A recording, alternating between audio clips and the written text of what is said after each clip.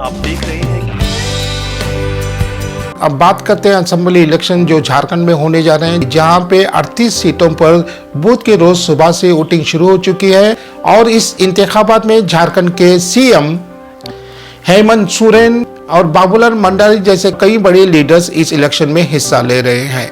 महाराष्ट्र की तरह झारखंड में भी बुध के रोज वोटिंग सुबह 7 बजे से शुरू होकर शाम 7 बजे तक जारी रहेगी, जहां जेएमएम कांग्रेस और आरजेडी झारखंड इत्तेहाद अपनी हुकूमतें बनाने की कोशिश में लगे हुए हैं।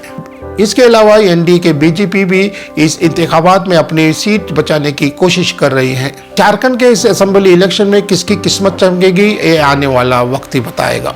हर बार की तरह सियासी पार्टियां ऐसे मसाइल को लेकर अवाम के सामने पेश करती हैं और उन्हें लुभाने की कोशिश करते हैं कि ज्यादा से ज्यादा वोट उन्हें दे जाए, लेकिन वोट मिलने के बाद कई ऐसी सियासी पार्टियां हैं जो अपने वादों पे कायम नहीं रहती। अब ये देखना होगा कि महाराष्ट्र का क्या हाल होगा।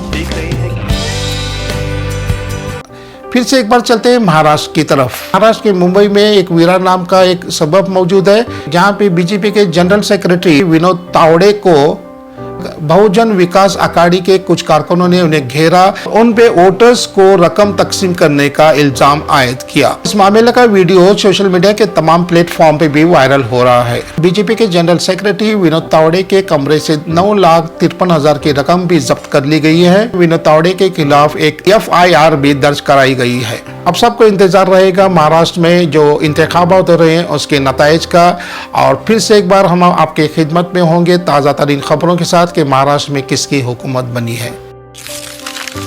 न्यूज़ ट्रैक में खबरों का सिलसिला जारी है और हम उम्मीद करते हैं कि हमारा न्यूज़ ट्रैक आपको पसंद आ रहा होगा। आप इसे बराए करम शेयर और लाइक और सब्सक्राइब करें।